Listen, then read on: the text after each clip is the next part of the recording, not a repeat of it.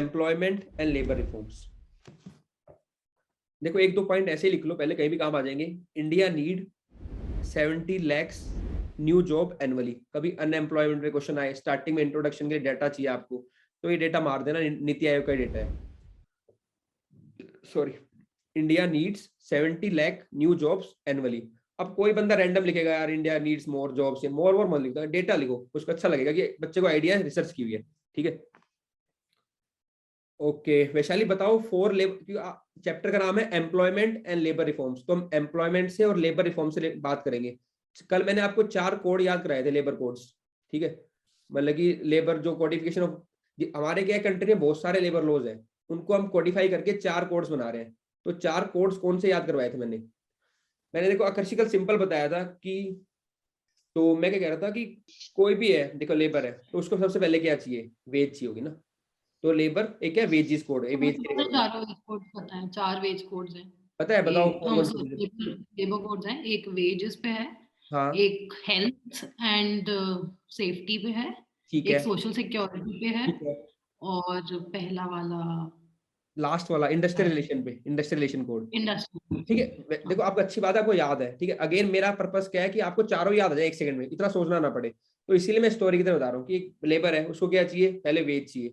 ठीक है, फिर उसको क्या चाहिए, काम करने जाएगा तो हेल्थ और सेफ्टी चाहिए, तो सेफ्टी वर्क। फिर उसको सोशल सिक्योरिटी चाहिए, सोशल सिक्योरिटी शायद मिस कर दिया था आपने। ठीक है, ताकि उसको पेंशन हो, मैटरनिटी बेनिफिट्स हो। और फोर्थ क्या चाहिए, फोर्थ है उसका इंडस्ट्रियल रेगुलेशन जो था ना, इंडस्ट्रियल कोड। ठीक है, इंडस्ट्रियल रिलेशन था उसमें, एक्चुअली उसमें होता क्या है इंडस्ट्रियल रिलेशन में, सिंप्लीफाइंग ऑफ द कंप्लायंसेस, ताकि इजीली क्या करें जो ये आपकी कंपनीज है फॉलो कर पाए। देखो फोर्थ है, पहला स्टोरी में कहा था एक लेबर है उसको वेज चाहिए, तो वेज कोड हो गया। फिर उसको सेफ्टी चाहिए तो सेफ्टी होगा। ठीक है, और थर्ड क्या था उसका, आपका ये कि उसको सोशल सिक्योरिटी चाहिए। और फोर्थ था इंडस्ट्रियल कोड। उसमें क्या होता है आजकल जो है काफी जो इंडस्ट्रीज है कंप्लाइंस बहुत ज्यादा है, तो कंप्लाइंस बहुत ज्यादा होने के कारण क्या होता है वो फॉलो ही नहीं करती लेबर लॉज। तो हमें क्या करना है, सिंप्लीफाइंग कर रहा है कंप्लाइंस को, तो वो आपका इंडस्ट्रियल कोड के अंदर आता है। ठीक है, तो जब सिंप्लीफाई हो जाएगा तो क्या आएगा उससे, जो कंपनीज है वो क्या करेंगी, लेबर लॉज को फॉलो करेंगी। तो ये 4 कोड थे। चलो ठीक है निरुद्ध, बढ़िया। तो ये जो चैप्टर है आपका एम्प्लॉयमेंट एंड लेबर रिफॉर्म्स, तो इसके अंदर पहले मैंने आपको बता दिया कि लेबर जो कोड्स हैं उनको कोडिफाई करना है, और वो गवर्नमेंट कर चुकी है। ठीक है, 4 लॉज हैं, they need to be codified. बहुत सारे मत करो, केवल 4 ही कर दो। तो कोडिफिकेशन ऑफ लेबर लॉ पहला पॉइंट है। देखो सेकंड बड़ा इशू है जो कंट्री के अंदर है, वो है फीमेल लेबर। ठीक है, फीमेल लेबर फोर्स पार्टिसिपेशन।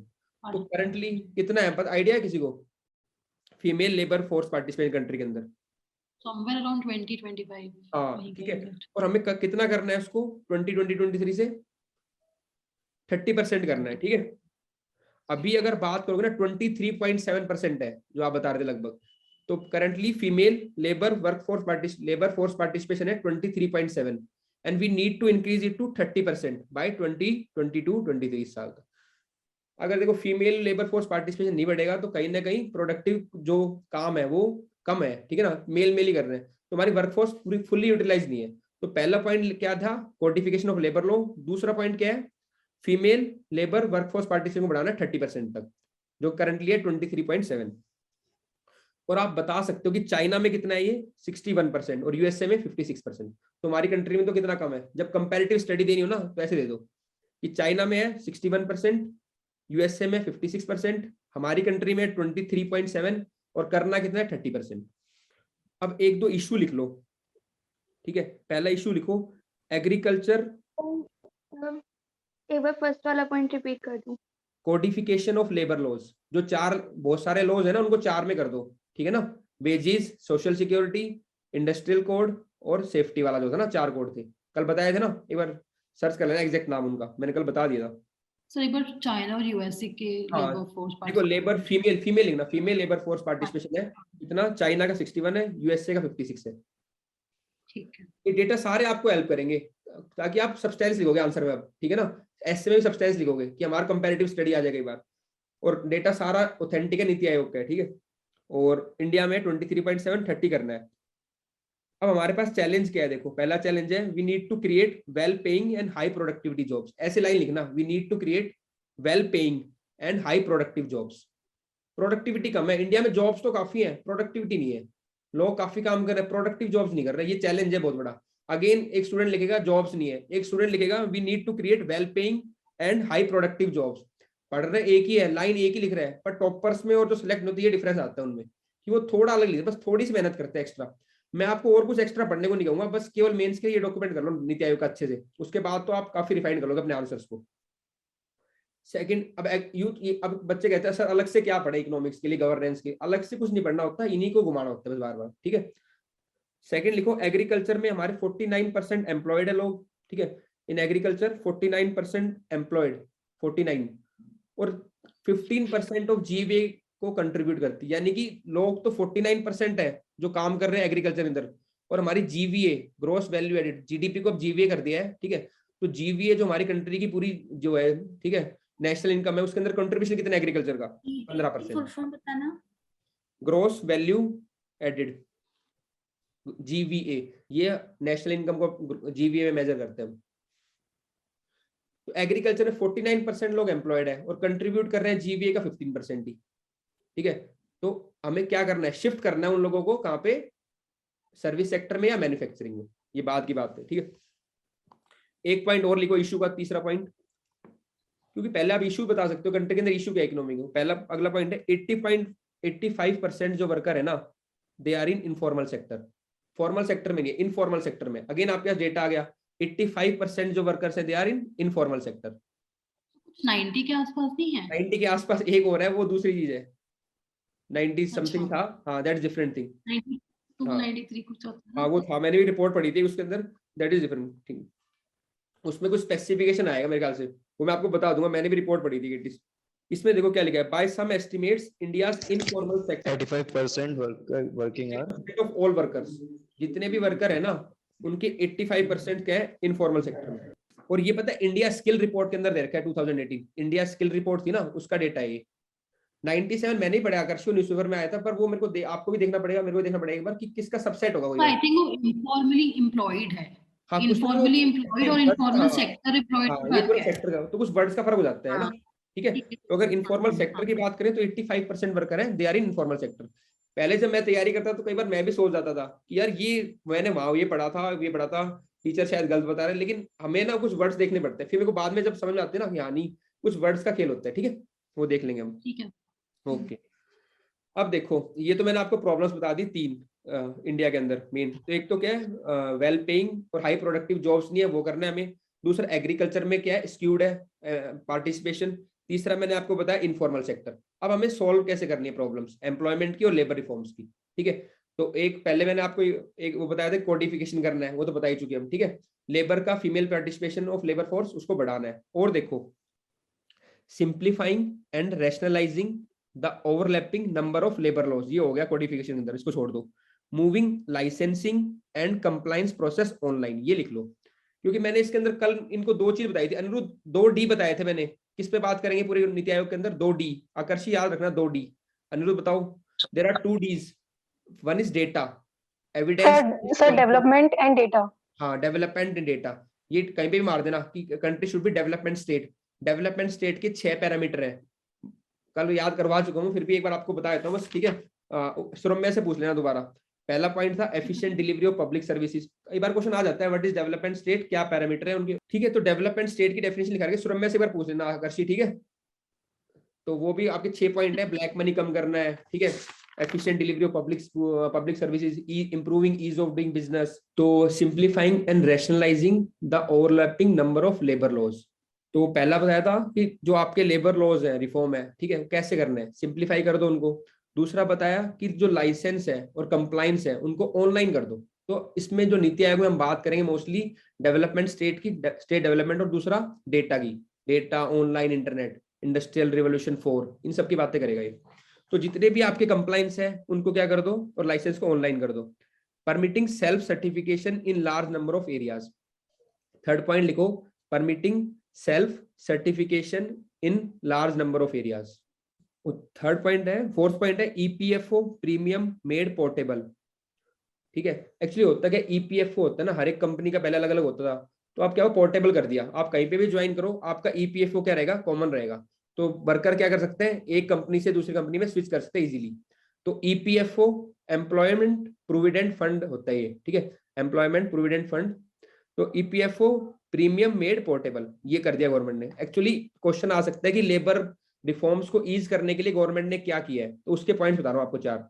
पहला सिंप्लीफाई कर दिया लेबर लॉस को, दूसरा ऑनलाइन कर दिया, ठीक है, कंप्लाइंस को, या कर सकते हैं मतलब कि प्रमोशन वे फॉर्मूला लिख देना आप।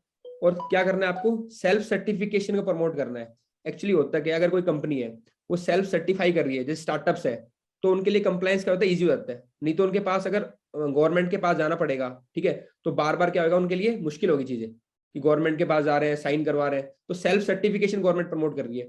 ये सारे पॉइंट आप ईज ऑफ डूइंग में भी लिख सकते हो कि ease of doing, make in India promote करने गवर्नमेंट क्या कर रही है, गवर्नमेंट ने प्रमोटेड सेल्फ सर्टिफिकेशन। अब अगर कंपनीज को अपने देखा नहीं, आप खुद सेल्फ सर्टिफाई कर देते हो कि आई एम सर्टिफाइंग दिस, ठीक है ना, तो सेल्फ सर्टिफिकेशन ये 4 पॉइंट। कोडिफिकेशन का दोबारा से बताओगे? देखो कोडिफिकेशन का मतलब क्या है कि पहले यहाँ पे बहुत सारे लेबर लॉज थे, कम से कम 100 से भी ज्यादा। अब उनको करके हमने 4 में कर दिया बस। अब वो 4 लेबर लॉ कंप्लाइंस करना भी इजी है, समझना भी इजी है, लेबर के लिए भी इजी है, इंडस्ट्री के लिए भी इजी है। तो ये है कोडिफिकेशन ऑफ लॉ का, ठीक है। अब देखो मैंने पहले बताया था आपको कि नीति आयोग किस पे बात करेगा, इंटरनेट डेटा इस पे। तो एक पॉइंट और लिखो इसका, कभी इंटरनेट से रिलेटेड कोई क्वेश्चन आ जाए, डिजिटल इंडिया से आ जाए, तो ये पॉइंट आपको अलग करेगा सबसे। लिखो the labour market information system.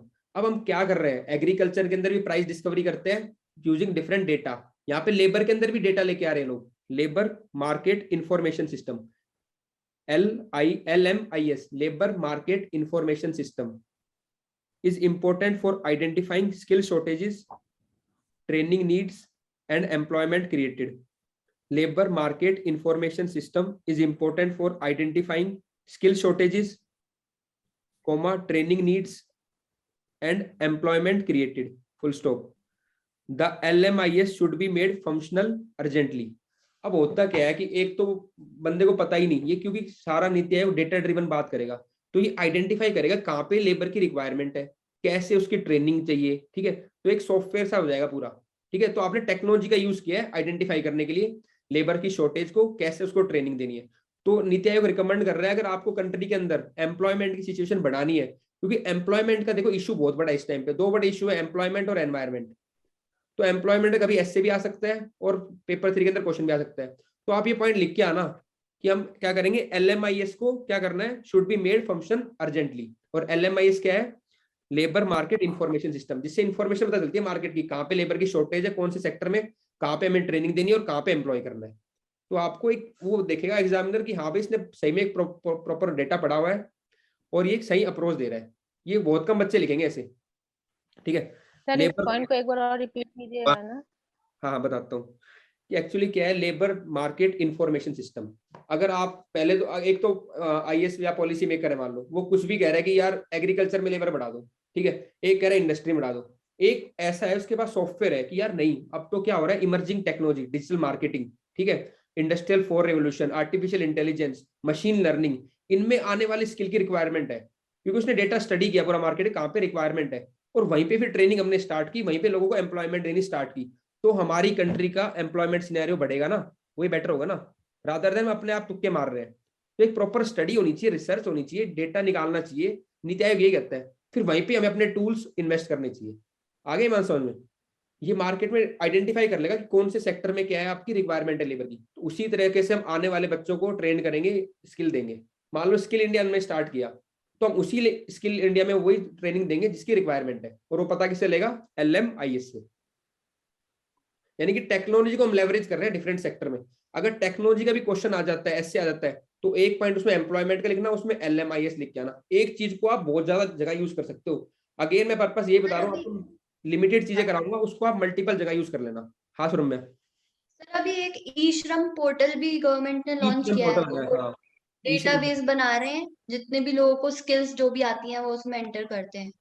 तो ई-श्रम लिख लो, लिख सकते हैं। ई-श्रम पोर्टल, ESHREM, ये सारे पॉइंट लिख के आने हैं, ठीक है।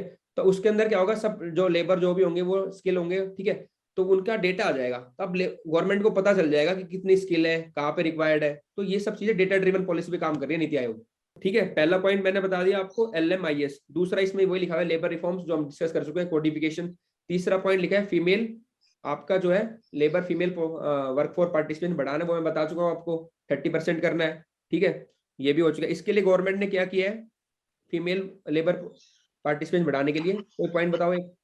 रिसेंटली गवर्नमेंट पास मैटरनिटी बेनिफिट अमेंडमेंट एक्ट 2017, ठीक है, तो अमेंडमेंट किया था। तो आप देखो अगेन आपसे पूछ लेंगे गवर्नमेंट ने क्या किया है, ये पूछ सकता है कि भाई क्वेश्चन सीधा बन सकता है कि कंट्री के अंदर 30% फीमेल लेबर वर्कफोर्स पार्टिसिपेशन है, तो क्या चैलेंजेस है, क्यों नहीं हो पा रहा हमारा चाइना के कंपैरेटिवली और यूएसए कंपैरेटिवली 56 या 61%, तो क्या इश्यूज है और गवर्नमेंट ने इसके लिए क्या किया है और क्या करना चाहिए, ये ऐसे दिमाग लगाओ आप, ठीक है। तो आप रीजंस बता दोगे कि एजुकेशन, ठीक है, एजुकेशन है तो फिर फैमिली, सोसाइटी, पैट्रियार्की जो भी है, ठीक है, सेफ्टी, सिक्योरिटी, ये रीजन हो गए।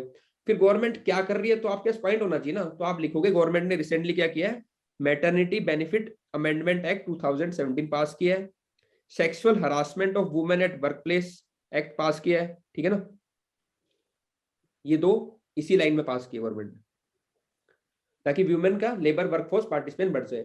इसका मेरे पास अलग से डेटा है, पूरा काम वो अलग है, इस डॉक्यूमेंट खत्म होने के बाद। अभी तो मैं नहीं करूंगा आपको ज्यादा ड्रैग मेंस के अंदर, जब मेंस की क्लास से होंगे ना, वैल्यू एडिशन कुछ क्लास से करा करूंगा हर टॉपिक पे डेटा और कुछ बातें।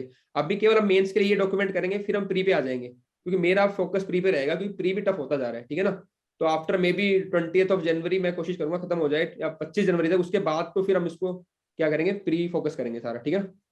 एक पॉइंट और लिख लो लास्ट, लेबर और उसके अंदर एक्चुअली मैंने आपको पहले बताया था, इंडस्ट्रीज के ना काफी दिक्कत होती है लेबर लॉ को फॉलो करने में, क्योंकि क्या होता है बहुत सारे लेबर लॉज हैं, उसके बाद जब वो एग्जिट भी करती है ना लेबर इंडस्ट्री, तो उनको बहुत सारे लेबर लॉ कंप्लाइंस करने पड़ते हैं कि लेबर को ये तनख्वाह दो, ये करो, इतना कंपनी, तो इंडस्ट्री क्या करती है, फॉलो ही नहीं करती है। तो इसने एक पॉइंट और लिखा है, इंक्रीज एग्जिट या इंप्रूव एग्जिट ऑफ इंडस्ट्री, ठीक है।